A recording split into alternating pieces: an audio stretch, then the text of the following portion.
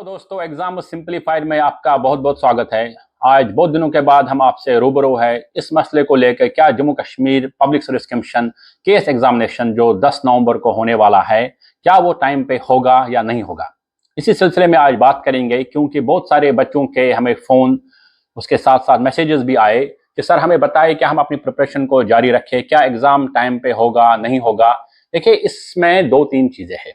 सबसे पहला चीज़ यह है कि बच्चों को जो शक व शुबा यह है कि जो पुराना हमारा केस का एग्ज़ाम है, यानी कि 2023 का एग्ज़ाम है, उसका इंटरव्यू अभी नहीं हुआ। बहुत सारे बच्चों को शायद ये लग रहा है कि या किसी ने उनको बताया है, जब तक न उस एग्ज़ाम का इंटरव्यू नहीं होगा तब तक आपका प्री नहीं लिया जाएगा। तो ये बिल्कुल गलत है। ऐसा भी नहीं है कि उनका इंटरव्यू होना है तभी जाके प्री होगा, नहीं, ऐसा नहीं है। Jammu Kashmir public service commission ने इससे पहले भी प्री कराया था, फिर बाद में इंटरव्यू लिए थे और बाद में मैंने इसका रिजल्ट भी डिक्लेयर कराया था। ठीक है, तो बहरहाल ये कोई इशू एज सच नहीं है। और दूसरी बात यह है कि अब जबकि जम्मू कश्मीर में आने वाले हफ्ते में कभी भी गवर्नमेंट बन सकती है, क्या जो एनसी कांग्रेस की गवर्नमेंट है, जिन्होंने प्रॉमिस किया था बच्चों के साथ कि हम एज रिलैक्सेशन देंगे, एज को हम 40 साल तक बढ़ाएंगे, और इस ज़िमन में बहुत सारे जो स्टूडेंट डेलीगेशन है या एस्पिरेंट्स के जो पुराने वेटरन एस्पिरेंट्स हैं, उन लोगों ने ऑलरेडी फेसबुक के बहुत सारे ग्रुपों में पहले ही ये बताया है कि वनस सीएम हमारे जो उमर अब्दुल्ला साहब रहेंगे, वो एज्यूम करेंगे ऑफिस, तो हम अपॉइंटमेंट लेंगे और उससे बात करेंगे कि सर हमने आपको वोट दिया इसीलिए कि आपने बताया था, एक तो एज रिलैक्सेशन देंगे, दूसरा आपने बताया था रिजर्वेशन के बारे में बात होंगे। बहरहाल इस वीडियो में हम रिजर्वेशन के बारे में बात तो नहीं करेंगे, लेकिन बात करेंगे क्या अगर एज रिलैक्सेशन मिलता है। ठीक है, एज रिलैक्सेशन अगर मिलता है और कभी भी एज रिलैक्सेशन के लिए अगर पोर्टल खोला जाता है 8 दिन 10 दिन, क्या उससे एग्जाम डिफर होगा? क्या अगर नवंबर 10 को एग्जाम नहीं हुआ तो ये एग्जाम फिर कब होगा? तो हमने भी अपने कुछ वसाइल से मालूम कराने की कोशिश की कि क्या सिनेरियो है यहाँ पे। तो यहाँ पे कुछ लोगों ने हमें बताया, जिनके ठीक ठाक कॉन्टेक्ट है, उन्होंने बताया कि उनके पीएससी को भी शायद ये अंदाजा है, अगर एज रिलैक्सेशन हुआ तो शायद एग्जाम फिर डेफर होगा, शायद ये फिर मार्च में ही एग्जाम होगा, क्योंकि फिर कड़ाके की सर्दी में नवंबर दिसंबर यानी कि दिसंबर जनवरी छोड़ के शायद उनको फिर मार्च में ही एग्जाम कराना पड़ेगा प्री के लिए।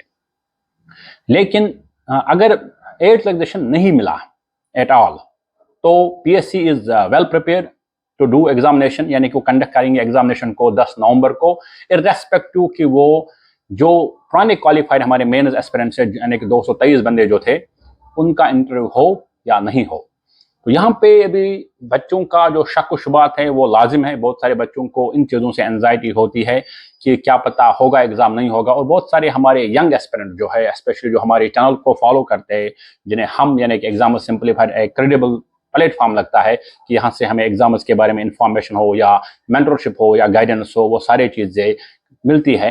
तो उनके लिए मेरा मैसेज यही रहेगा, देखिए बच्चों, आप अपनी प्रिपरेशन को जारी रखें विदाउट एनी डिस्ट्रैक्शन। मैंने बार बार आप सबों से बोला है कि डिस्ट्रैक्ट नहीं होना इस प्रोसेस में।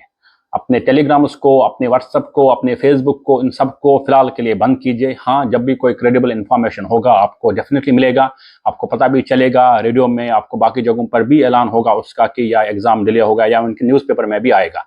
फिलहाल के लिए मुझे लगता है कि आने वाले जो आपके 27 डेज है एग्जाम के लिए 10 नवंबर को, मुझे लगता है कि आप अपने बाकी जो भी सोशल मीडिया प्लेटफॉर्म है, ट्विटर हो गया, उनको बंद कीजिए और अपनी प्रीलिम्स की प्रिपरेशन पे फोकस कीजिए। मैंने इससे पहले भी बताया है कि इस बार पोस्ट बहुत कम है, आपको टॉप 1000 लड़कों में आना पड़ेगा, जनरल वालों का specially, to write the main examination.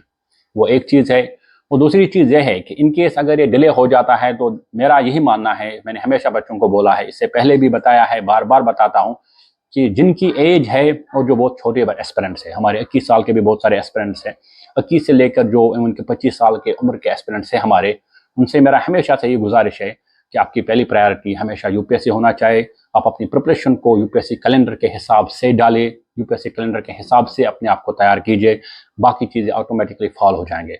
खुदा न खास्ता अगर ये प्रीलिम्स आपका डिले हो गया, ये मार्च में चला गया, तो ऑब्वियसली आपका जो आने वाला यूपीएससी का प्री है वो अटेम्प्ट ऑटोमेटिकली ज़ाया हो जाएगा, क्योंकि फिर 2 महीने में आप शायद यूपीएससी की उस लेवल की तैयारी नहीं कर पाओगे जब मई में आपका यूपीएससी का एग्ज़ाम होगा।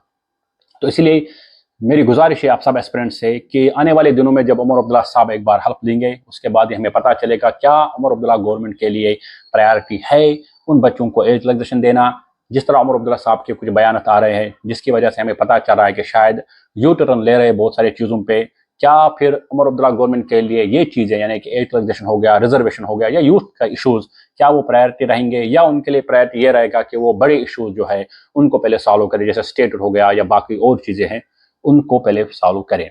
तो इसलिए मैं आप सबसे यही अनुरोध करता हूं कि आप अपनी प्रिपरेशन को जारी रखें। फिलहाल 10 नवंबर का कट ऑफ डेट लेके चलिए और अच्छे से तैयारी कीजिए। हमने आपके साथ ऑलरेडी बहुत सारा मटेरियल शेयर किया है ग्रुप्स में, हमने PYQ एनालिसिस को अच्छे से डीप में आपके साथ शेयर किया। उस हिसाब से अपने चीज़ों को, अपने एरियाज को तैयार कीजिए और अच्छे से प्रीलिम्स की तैयारी कीजिए, इरेस्पेक्टिव की डेट क्या होगा, क्योंकि मैं नहीं चाहता कि आप ये अपॉर्चुनिटी लूज करें। क्या पता फिर आने वाले टाइम में फिर दोबारा पोस्ट्स कब निकलेंगे, क्योंकि अब यहाँ पे गवर्नमेंट वाला सिस्टम जब रहता है तो उसमें डिलेज बाकी चीज़ें होती रहेंगे।